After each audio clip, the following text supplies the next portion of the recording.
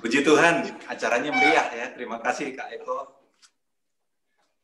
Oke, Bapak Ibu, saudara-saudara sekalian, kita akan masuk kebaktian Persekutuan Wilayah Serentak GKI Keranggan pada malam hari ini. Puji Tuhan kita dapat berkumpul di sini dan kita lihat semua dalam keadaan ceria, apalagi sudah dibuat lebih ceria tadi oleh Kak Eko.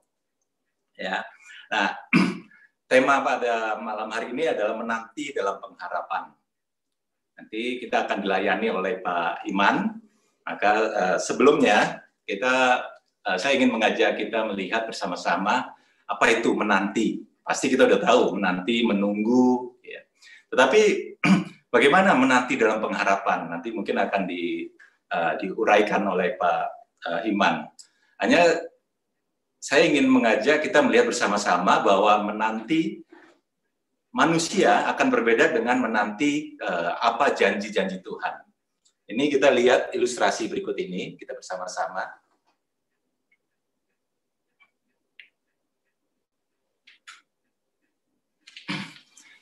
Ini ada seorang anak kecil, dia ditinggal oleh ibunya.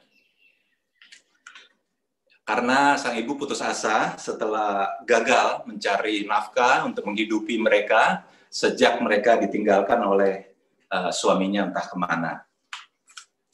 Tunggu di sini ya nak, kata ibu. Pergi tidak lama katanya, sebentar saja. Namun sang ibu tak kunjung kembali ke rumah. Waktu terus berlalu, sang anak terus menunggu. Tapi sang anak percaya bahwa ibu pasti pulang. Tapi beberapa jam kemudian, sang ibu tak kunjung datang juga. Kemudian sang anak teringat bahwa si ibu pernah mengajarkan ke anak, ya nak, ketika nanti menantikan sesuatu, hitung sampai 100. Pasti apa yang kita nantikan akan tiba sebelum angka 100 tiba. Jadi sebelum angka 100 yang kita nantikan pasti akan tiba. Maka sang anak mulai berhitung. 1, 2, 3, 4. Sang anak sambil menunggu, dalam hati dia terus berhitung. 5, 6, 7, 8. Ya, ia dengan sabar dan penuh harap terus menghitung. 95, 96, 97, namun ibunya tak kunjung pulang juga. 98, 99, dan ia kembali menghitung 1, 2, 3, 4. Ia tidak mau mencapai angka 100, karena mengharap ibunya sudah pulang sebelum hitungan ke 100. Sang anak terus menghitung, mengulang lagi 1, 2, 3. Hingga keesokan harinya ia ditemukan dan kemudian diasuh oleh tetangganya. Ilustrasi ini ingin menggambarkan bahwa mengharapkan janji-janji manusia seringkali kita akan kecewa. Tetapi janji Tuhan tidak pernah membuat kita kecewa.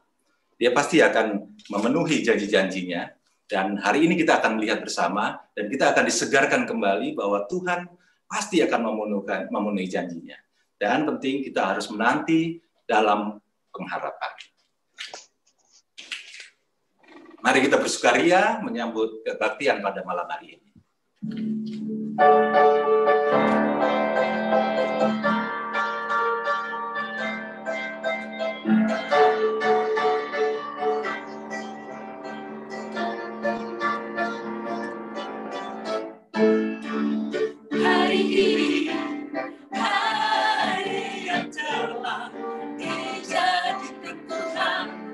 Mari kita bersuka. Hari ini hari yang telah dijadikan Tuhan. Mari kita bersuka dalam Tuhan. Bersuka dalam Tuhan.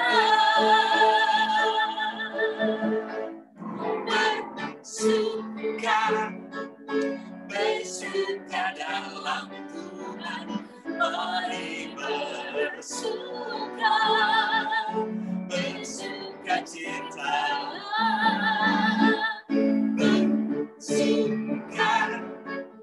bersuka dalam Tuhan, sekarang bersuka cita. Kita ulangi dari awal. Hari ini pasti membuat kita semakin bersuka cita. Hari ini, hari yang telah dijadikan Tuhan, mari kita bersuka.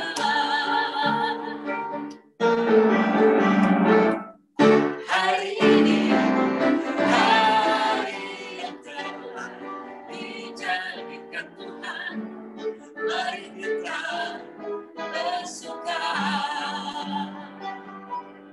Dalam Tuhan bersuka, dalam Tuhan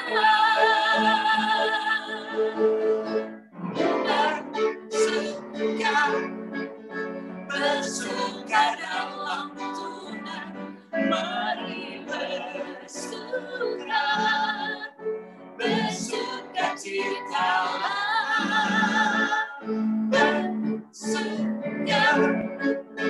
Bersuka dalam Tuhan, sekarang bersuka citalah. Mari kita bersuka, kita semua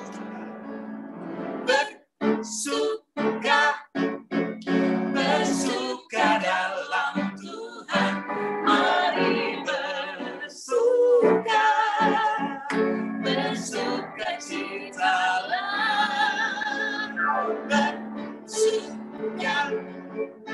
Bersuka dalam Tuhan, sekarang bersuka citalah. Sekarang bersuka citalah.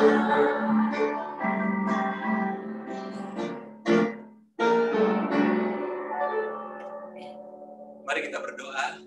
Puji Tuhan, kami panjatkan kehadirat-Mu Tuhan, karena kembali pada malam hari ini Engkau mengumpulkan kami, warga jemaat dan simpatisan dari GKI Kranggan, begitu juga saudara-saudara kami yang menyaksikan kami via YouTube. Tuhan, kami percaya Engkau punya rencana yang indah sebagaimana janji-janji-Mu kepada kami semua. Sehingga kami tidak sebagaimana kami menghadapi manusia, kami akan menerima janji-janji-Mu, akan menunggu janji-janji-Mu dengan penuh pengharapan, dan kami percaya janji-Mu akan indah pada waktunya. Terima kasih Tuhan atas kekuatan, kesehatan yang Kau berikan pada kami semua, dan sukacita yang Kau berikan pada kami. Kami juga ingin berdoa untuk pendeta Iman yang nanti akan menyampaikan kebenaran firman-Mu. Kami mohon Tuhan Kau memberkatinya, memakai pikiran dan hati dan perkataan dia untuk menyampaikan kebenaran firman-Mu, dan lebih memberi kami sukacita. Terima kasih Tuhan atas begitu besar pengasihan kepada kami semua. Hanya dalam Yesus Kristus kami berdoa dan mengucap syukur. Amin. Kita tiba pada ruang kesaksian. Pada malam hari ini kami memilih salah satu saksi hidup bagaimana Tuhan mempunyai rencana padanya, dan terbukti sejauh ini Tuhan sungguh mengasihi dia. Kita akan sama-sama melihat kesaksian pujian dari Anggi, ini melalui channel Ignite. Semoga dapat memberi insight kepada kita semua.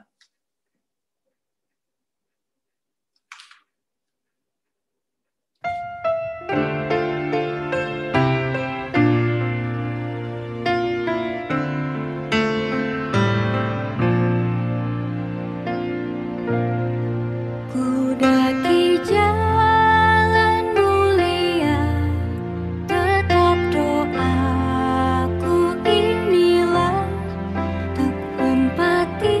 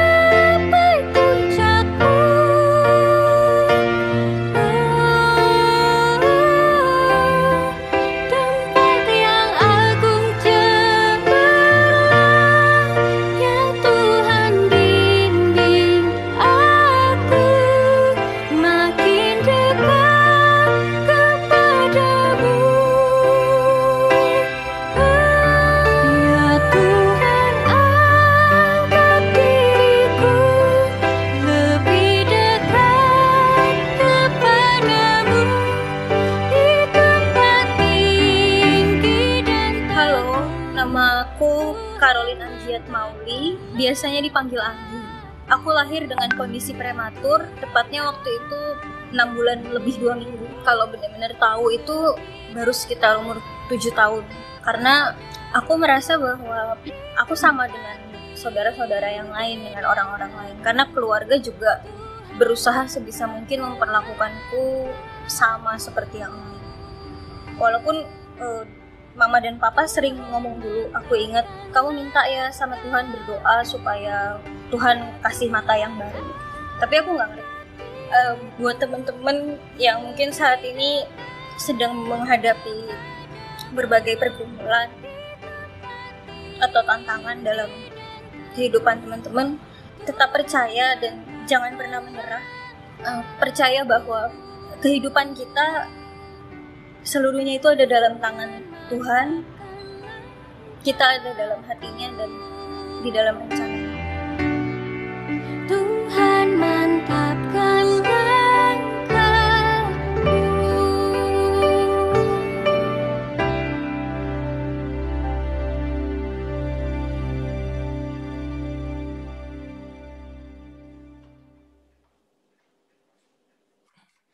Puji Tuhan, kita bisa menyaksikan bagaimana seorang Anggi dikuatkan dan dia selanjutnya dia selalu komitmen untuk fokus melayani Tuhan. Dan di bulan September lalu, tanggal 28 September tepatnya tahun 2020, dia diwisuda. Ya, karena dia sudah lulus dari Sekolah Tinggi Filsafat Teologi Jakarta. Ya, pada kesempatan itu, ya, Anggi didaulat untuk juga menyampaikan kesan-pesan dan ucapan terima kasih. Dan luar biasa, dia sebagai orang yang tunanetra, yang bagi kita yang dilengkapi dengan panca indera sebagainya, kita anggap dia adalah orang yang kekurangan. Ya, kekurangan, ketidaksempurnaan, tetapi luar biasa. Ya, dia dapat menyelesaikan sarjana teologinya. Jadi dia masuk 2014, ya 2020 dia diwisuda. Ya, dan itu semua pasti. Ya, ini adalah kedua orang tuanya, dukungan kedua orang tua. Saling mendukung keluarga, sebagainya, tentunya akan menguatkan kita semua dalam kita menghadapi kehidupan kita. Dalam saat kita menantikan begitu banyak harapan-harapan kita pada Tuhan. Dengan saling mendukung, sebagaimana bulan keluarga yang lalu kita sudah lihat, bersama-sama, pasti kita akan dikuatkan dan akan dimenangkan sebagaimana Anggi di sini.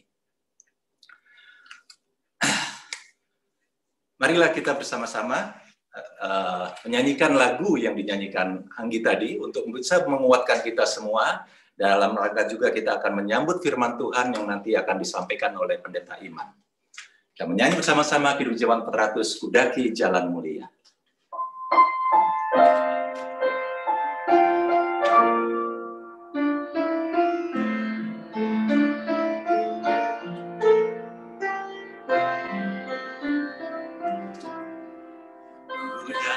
Jalan mulia, tetap doaku inilah, ke tempat tinggi dan teguh, Tuhan mantapkan langkahku.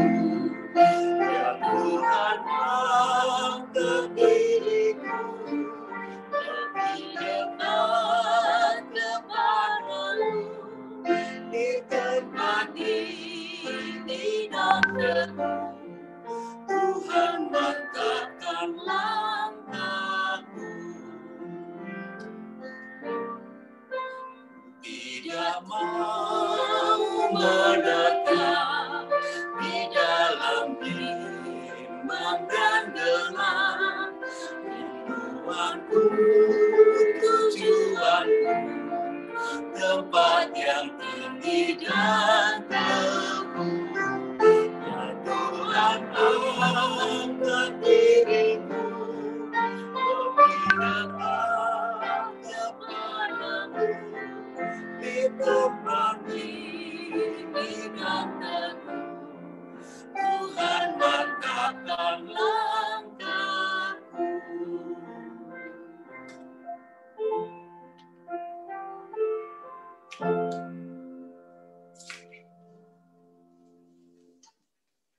mari kita berdoa sebelum kita mendengar dan merenungkan firman-Nya. Bapa, ajarlah kami supaya kami dapat terus menapaki hidup kami tetap seturut dengan kehendak Tuhan. Bahkan semakin hari kami dapat semakin dekat dengan Engkau. Oleh karena itu Bapa, bimbingan firman-Mu juga itulah yang kami perlukan untuk kami mencapai apa yang kami rindukan tadi. Oleh karena itu Bapa, bersabdalah, kami telah menyiapkan hati kami untuk menyambut firman-Mu, dan Roh Kudus yang hadir bersama dengan kami juga akan menolong kami, memampukan kami untuk memahami dan kami melakukan apa yang menjadi kehendak Tuhan itu. Dalam nama Tuhan kami, Yesus Kristus kami berdoa. Amin. Bapak Ibu, mari kita membaca firman Allah dari Yeremia 17. Ayatnya yang ke-7 dan yang ke-8. Yeremia 17 ayat 7 dan yang ke-8 mengatakan demikian. Diberkatilah orang yang mengandalkan Tuhan, yang menaruh harapannya pada Tuhan. Ia akan seperti pohon yang ditanam di tepi air, yang merambatkan akar-akarnya ke tepi batang air, dan yang tidak mengalami datangnya panas terik, yang daunnya tetap hijau, yang tidak khawatir dalam tahun kering, dan yang tidak berhenti menghasilkan buah. Demikianlah pembacaan firman Allah. Yang berbahagia setiap kita yang mendengarkan firman-Nya dan yang memeliharanya dalam hidup kita sehari-hari. Haleluya. Bapak Ibu, saya teringat dengan sebuah cerita yang sangat terkenal. Nah, cerita ini hampir seterkenalnya dengan Alibaba atau Aladin, seperti itu, atau Abu Nawas, yaitu cerita tentang Nasruddin. Dikatakan dalam cerita itu Nasruddin sedang mencari barangnya yang hilang. Sedang mencari barang yang hilang di sebuah pinggir jalan di bawah penerangan lampu jalan yang terang benderang. Namun rupa-rupanya berjam-jam dia mencari barang yang hilang itu, tidak pernah dia menemukan barang itu. Lalu karena kecapean, lalu dia duduk, dan ketika dia duduk, kebetulan ada seorang tetangga yang lewat, tetangga sebelah rumahnya, melihat Nasruddin sedang duduk di pinggir jalan itu, nampak kelelahan, maka si tetangga tadi berbasa-basi nanya, diawali dengan basa-basi, tetapi rupanya dia berbaik hati. Ketika Nasruddin mengatakan, saya sedang kesulitan karena saya sedang mencari kunci lemari saya hilang. Lalu saudara, si tetangga ini kemudian ikut membantu Nasruddin mencari kuncinya yang hilang itu. Tapi rupanya berjam-jam pula tidak ketemu, mereka berdua mencari. Lalu lelah pula. Dan akhirnya mereka duduk lagi. Dan ketika duduk itu si tetangga lalu nanya, ngomong begini, kenapa kok kuncimu kayaknya susah sekali dicari? Tadi sudah kamu cari 2 jam nggak ketemu. Dengan saya juga beberapa jam nggak ketemu. Sebetulnya kuncimu jatuh di mana sih? Lalu saudara Nasruddin itu mengatakan demikian. Sebetulnya kunci saya jatuhnya mah di rumah. Nah, mendengar perkataan Nasruddin bahwa kuncinya itu jatuh di rumah, sang tetangga jadi marah, naik pitam, lalu dia membentak Nasruddin dengan kesalnya karena merasa dikerjai. Dia mengatakan, kalau kuncimu jatuh di rumah, kenapa kamu mencari di pinggir jalan ini? Lalu saudara Nasruddin tetap dengan tenang dia mengatakan begini, saudaraku jangan marah dulu. Katanya.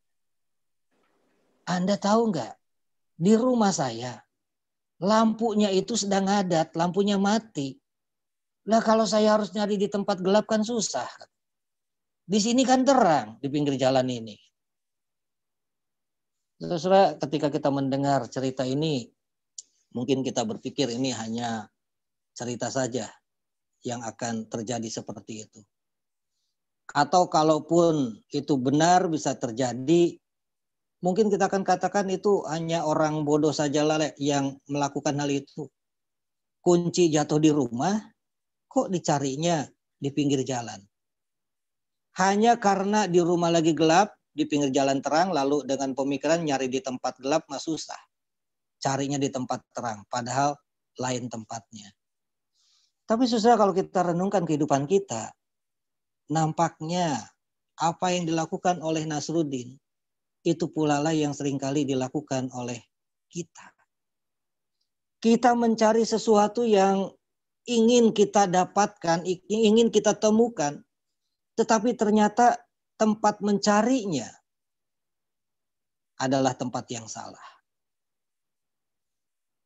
Salah satu contohnya misalnya saudara, ketika menantikan pertolongan, ketika kita ada di dalam suatu kesulitan, maka kepada siapa kita menaruh harap? Jangan-jangan kita juga menaruh harap di tempat yang salah. Kata orang katanya, menanti atau menunggu itu adalah suatu pekerjaan yang sangat membosankan.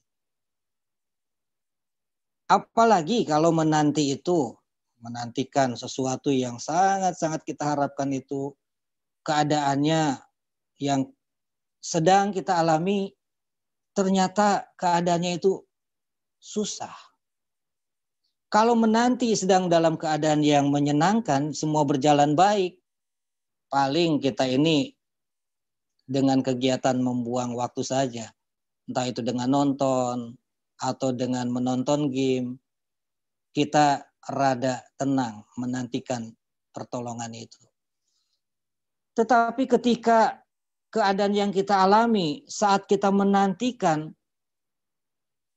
sedang ada di dalam kesulitan, wah jangan-jangan ini kita bisa demikian tegang, bahkan bisa jadi kita ini sedang dikuasai oleh ketakutan.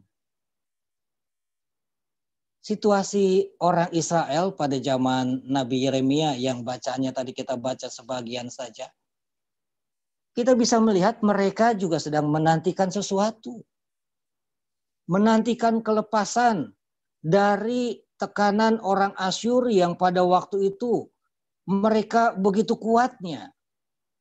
Dan bahkan Raja Asyur terus ekspansi memperlebar daerah kekuasaannya.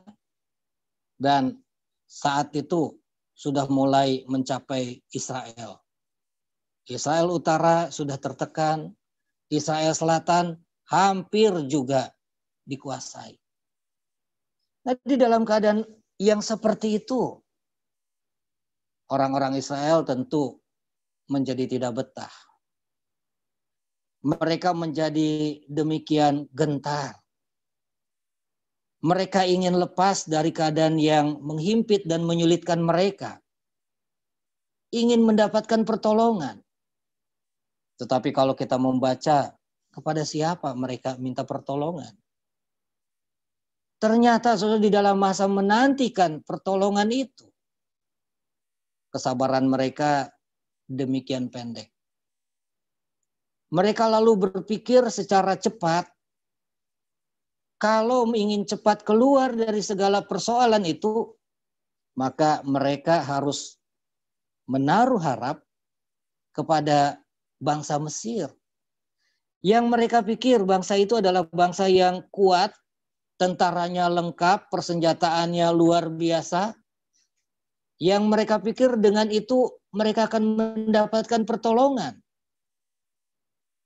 Hal ini akan lebih jelas kalau saudara membaca di dalam kitab Yesaya, karena Yeremia dan Yesaya adalah nabi yang berkarya satu zaman, di mana orang Israel pada waktu itu sedang mendapatkan tekanan dari Asyur itu.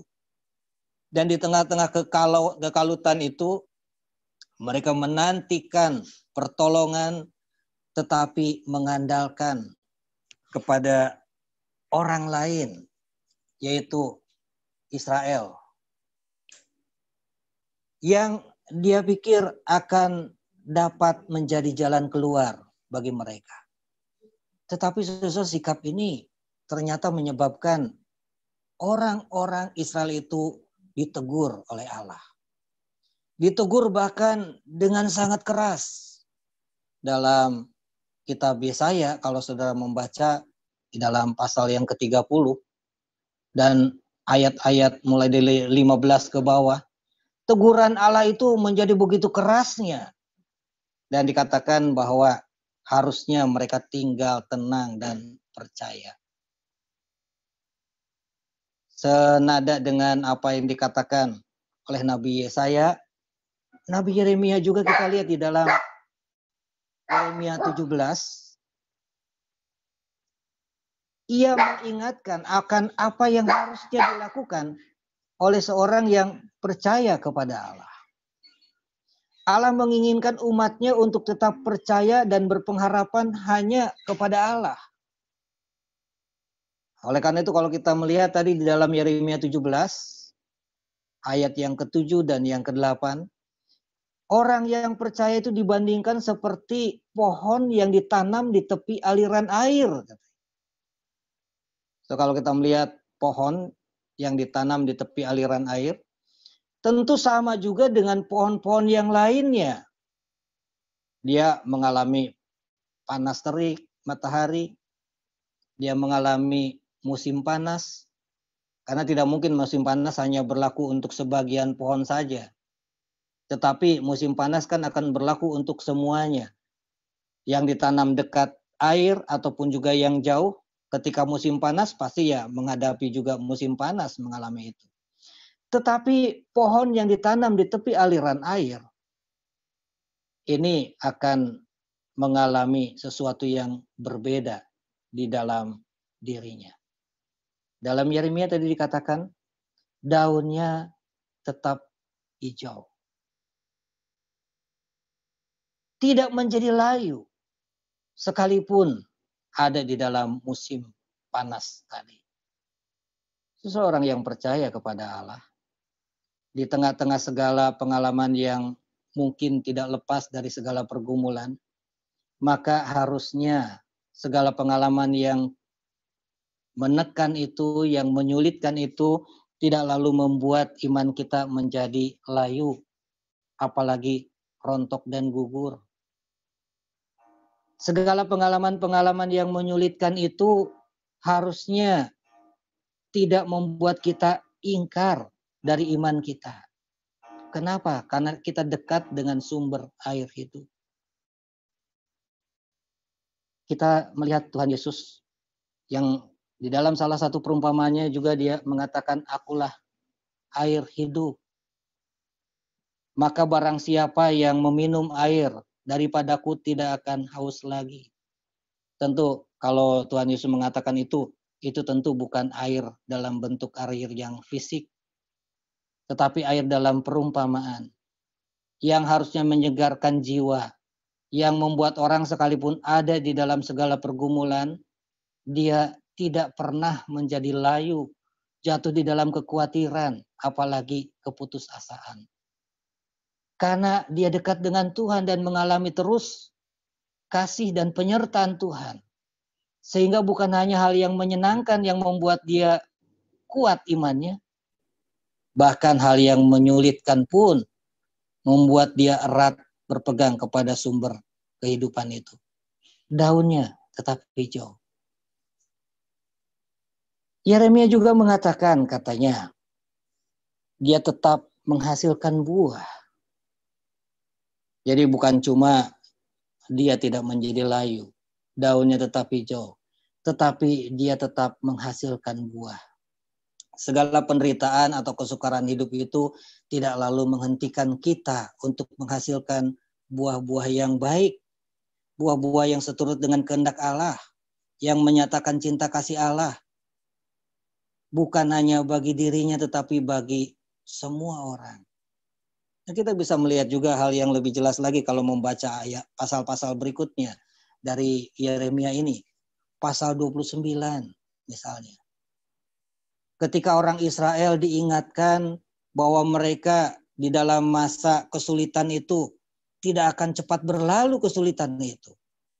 Di saat itu ada banyak nabi-nabi palsu yang memang menyampaikan berita enak didengar karena dikatakan penderitaan itu akan segera lewat. Kita akan segera terbebas dan merdeka. Tetapi Allah melalui Nabi Yeremia di dalam pasal 29 mengingatkan bahwa mereka akan mengalami pengalaman yang menyulitkan itu 70 tahun di dalam pembuangan di Babel. Ada tekanan-tekanan yang pasti mereka akan alami dan segala hal yang tidak menyenangkan. Tetapi di dalam masa yang menyulitkan itu diingatkan juga supaya mereka turut membangun kota di mana aku membuang kamu, katanya. Jadi saudara, orang yang percaya kepada Allah di dalam menantikan dalam pengharapan, menantikan dalam pengharapan itu bukan hanya bersifat pasif, tetapi tetap aktif, turut membangun, turut berkarya, turut menyatakan cinta kasih Tuhan di tengah-tengah kehidupannya bagi semua orang. Bukan hanya menanti dengan menunggu pertolongan, tetapi menghasilkan buah-buah yang baik. Nah, kalau kita mengingat janji Tuhan, pertolongannya, kedatangannya itu adalah sesuatu yang pasti. Kalau tadi di awal diingatkan dengan ilustrasi seorang anak yang menantikan kepulangan ibunya. Ya, janji ibu, janji orang siapapun bisa saja tidak ditepati karena satu dan lain hal. Tetapi kalau kita mengingat janji Allah, apa yang Allah telah katakan tidak mungkin dia tarik, dia batalkan. Pasti akan dia tepati. Hanya bagaimana kita menantikan janji yang akan dipenuhi Allah itu. Kita harus menanti dengan kesabaran karena waktu Tuhan bisa jadi berbeda dengan waktu kita. Tetapi diingatkan juga bahwa di dalam masa penantian-penantian itu, menantikan dengan pengharapan, kita bukan hanya tinggal diam, tetapi terus berkarya, melakukan yang terbaik, melakukan cinta kasih, menyebarkan cinta kasih, sehingga kita menjadi berkat buat yang lainnya. Di dalam masa pandemi ini, kita juga seringkali diingatkan, pasti akan berlalu, walaupun berlalunya nggak tahu kapan. Ketika vaksin telah ditemukan, katanya semua akan juga menjadi baik. Ya, mudah-mudahan seperti itu. Kita tetap menantikan pertolongan dari Tuhan dan kita tidak menjadi gentar di dalam segala keadaan ini. Dan kita tetap berkarya untuk menjadi anak-anak Tuhan, orang-orang yang percaya kepada Allah, yang berharap hanya kepada Allah, tetapi yang juga terus menjadi kepanjangan tangan Allah untuk menyatakan cinta dan kebaikan Allah. Bila kiranya kita ketika menanti di dalam pengharapan, inilah yang kita lakukan. Bukan hanya mengurung diri, bukan hanya berdiam diri, tetapi lakukanlah, hasilkanlah buah-buah kebaikan. Dimanapun kita berada, dalam keluarga, di gereja, bahkan juga di lingkungan masyarakat kita. Sehingga kita bisa menjadi berkat juga bagi semua orang. Tuhan memberkati. Amin.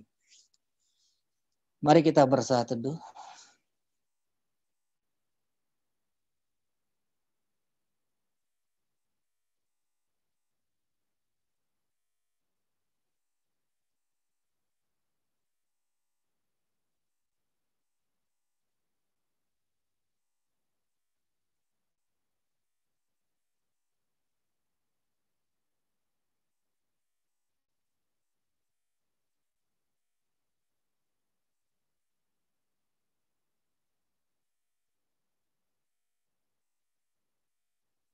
Saat teduh selesai,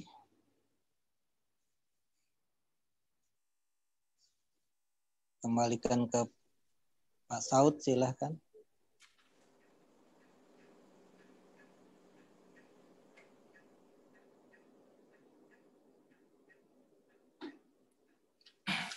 Ya, puji Tuhan. Semoga firman Tuhan menguatkan kita sehingga kita pasti akan selalu menjadi umatnya yang tetap bergerak, berkarya, apapun yang terjadi. Nah, mari kita merespon firman Tuhan yang telah disampaikan renungan oleh Pendeta Firman dengan menyanyi dari Grup Jemaat 396.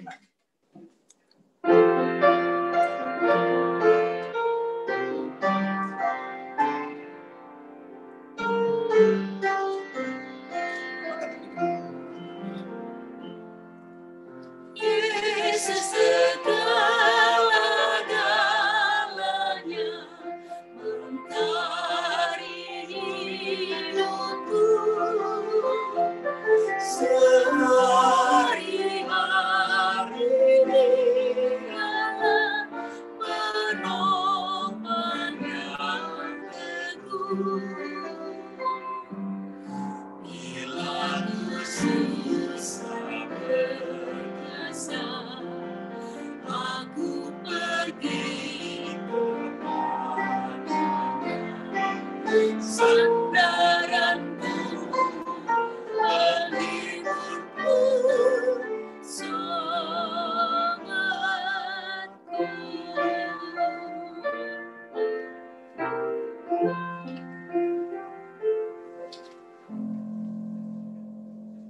Syafaat Pendeta Iman.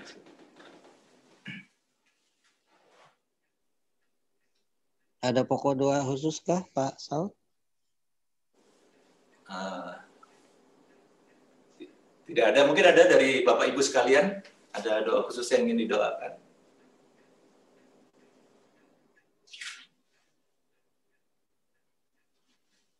Tidak ada, Pak Pendeta. Oke, mari kita berdoa kalau gitu. Bapa, sungguh kami sangat yakin bahwa hidup kami ada di dalam tangan-Mu. Oleh karena itu, ajar supaya kami tidak pernah menjadi khawatir, apalagi takut dan putus asa. Ketika kehidupan kami diperhadapkan dengan berbagai macam persoalan, biarlah kiranya kami dapat menantikan pertolongan Tuhan di dalam pengharapan yang penuh. Sambil kami menantikan waktunya Tuhan. Di dalam masa penantian itu, maka kami juga terus berkarya, menyatakan buah-buah kebaikan seperti yang Tuhan ingin kami lakukan sebagai umat-Mu, bahkan sebagai anak-anak-Mu. Sehingga kami dapat menjadi kepanjangan tangan kasih Tuhan untuk menjadi berkat bagi orang-orang yang ada di sekitar kami. Sehingga cinta kasih Tuhan dapat terus terpancar juga melalui kami dan gereja Tuhan di dalam setiap keberadaan dan pelayanan kami. Dan ajar supaya kami hanya menaruh harap juga hanya kepada Engkau, Tuhan dan Juru Selamat kami, yaitu Yesus.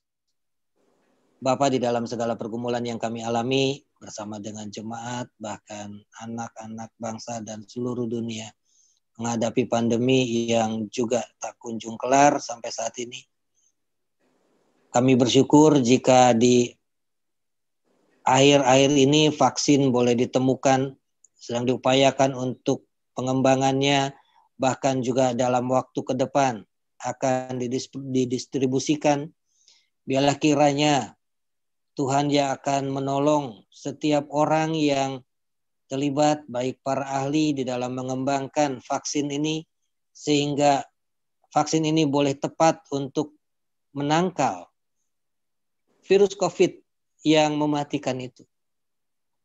Tuhan juga akan menolong para ahli di dalam memperbanyak dan juga setiap orang yang terlibat dalam pendistribusian, sehingga semua orang pada waktunya akan mendapatkan vaksin itu. Dan kami yakin Tuhan yang telah berkarya melalui orang-orang itu. Dan oleh karena itu Tuhan berkati setiap apa yang dirancangkan dan akan dilaksanakan nanti. Kami juga ingin berdoa untuk setiap orang yang terdampak karena COVID, baik terpapar sehingga mereka sakit, ataupun juga karena dampak COVID sehingga berdampak pada hal ekonomi. Kami yakin bahwa tangan kasih Tuhan juga terus menopang anak-anak-Mu dan saudara kami yang lain itu. Dan kami yakin bahwa kasih Tuhan akan terus memeliharakan sehingga kami tetap ada di dalam kebaikan-Mu. Bagi mereka yang terpapar secara fisik dan mereka sakit, Tuhan kiranya berikan kekuatan dan pulihkan mereka. Bagi saudara kami yang terpapar ekonomi sehingga juga kesulitan keuangan, maka Tuhan juga akan mencukupkan apa yang menjadi kebutuhan bukan hanya pribadi tetapi juga keluarganya di dalam segala kebutuhan untuk pendidikan, untuk hidup sehari-hari, dan juga untuk hal-hal yang penting lainnya. Tuhan juga akan memberikan kemampuan bagi semua orang. Ketika kemampuan ekonomi mereka turun, maka mereka juga diberikan hikmat untuk dapat menyesuaikan diri dan mengatur keuangan mereka sedemikian rupa sehingga keadaan mereka tidak menjadi terpuruk.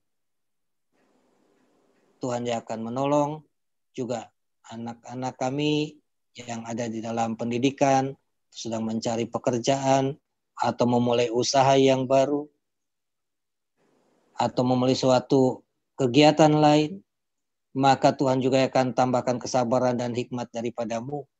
Sehingga dalam masa-masa penantian ini, mereka bahkan terus Tuhan perlengkapi. Sehingga ketika mereka berkarya, entah itu bekerja ataupun juga berusaha, maka mereka dapat melakukan semuanya dengan sukacita dan mencukupkan akan menjadi segala kebutuhannya. Kami ingin berdoa juga untuk gereja Tuhan di dalam setiap pelayanannya, dalam keterbatasan yang terjadi saat ini. Kiranya Tuhan terus juga memberikan kemampuan untuk terus menyebarluaskan Injil, sukacita Allah, berita kasih Allah. Sehingga kasih Allah tetap boleh dinyatakan. Bukan hanya lewat mimbar, tetapi lewat pelayanan-pelayanan yang dapat dirasakan langsung oleh semakin banyak orang. Inilah doa kami Bapa yang kami alaskan hanya dalam nama Tuhan kami, Yesus Kristus. Amin.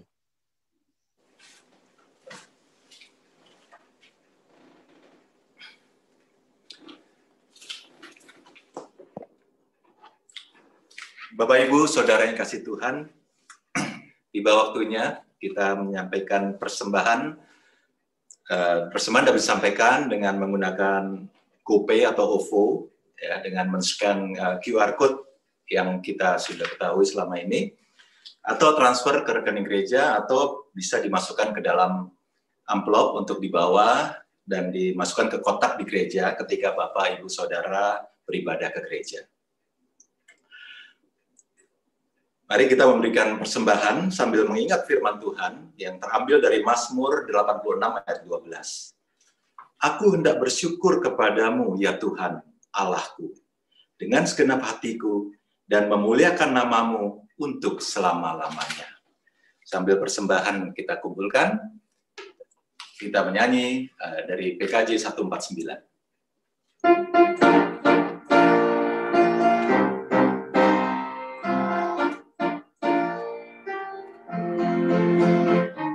Syukur pada Tuhan karena kita diselamatkan oleh-Nya. Senandungkan lagu baru, senandungkan lagu baru baginya. Nyanyikanlah dengan riang karena kasih setia Tuhan, nyanyilah.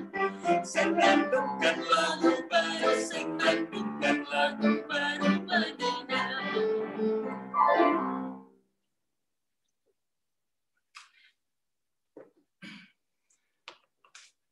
Mari kita berdoa. Bapa kami yang bertahta di kerajaan sorga, Bapa yang kami sembah di dalam Tuhan Yesus Kristus, terima kasih Tuhan karena Engkau telah mengutus Bapak Pendeta Iman untuk menyampaikan kebenaran firman-Mu, sehingga kami pada malam hari ini semakin dikuatkan lagi untuk menghadapi kehidupan kami hari lepas hari. Apapun yang kami hadapi, Engkau telah mengingatkan kami agar kami terus berbuah dan tumbuh, sebagaimana tanaman yang tumbuh dekat mata air. Tuhan, atas begitu besar pengasihan-Mu pada kami semua, berikut kami sampaikan persembahan kami. Terimalah persembahan syukur kami sebagai salah satu bentuk rasa terima kasih atas begitu besar pengasihan-Mu kepada kami semua. Berkatilah majelis jemaat untuk mengelolanya dengan baik demi mewujudkan kasih karunia-Mu di dunia ini. Dalam Tuhan Yesus Kristus, kami berdoa dan mengucap syukur. Amin. Kita menyanyi lagu penutup Dalam Badai Hidup.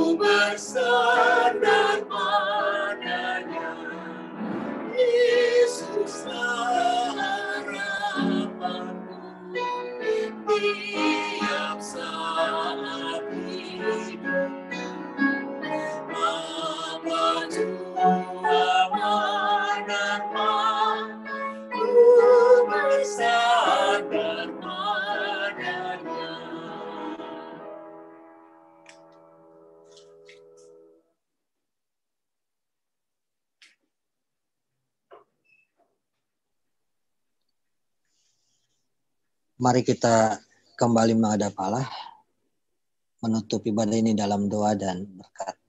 Bapa, kembali kami mengucap syukur untuk penyertaan Tuhan juga di dalam ibadah ini.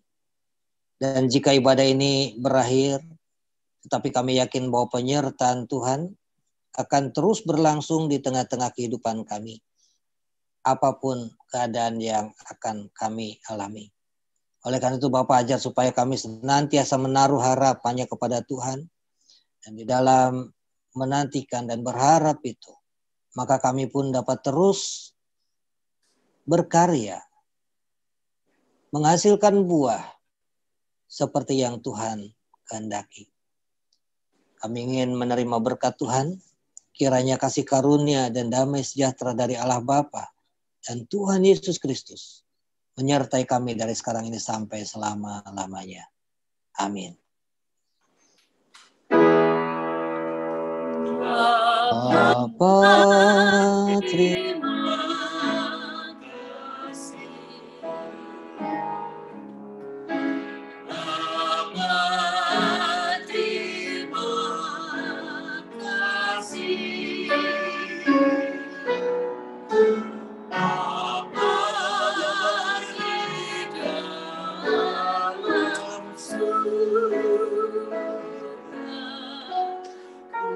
terima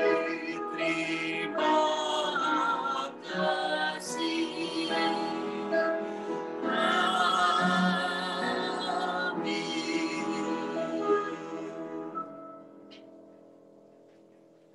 Ibadah selesai dan kita kembalikan kepada Kak Eko dan Kak Titin dan Bu Ivon. Banyak banget, Pak. Kak Eko aja, Kak Eko. Mari, Kak Eko.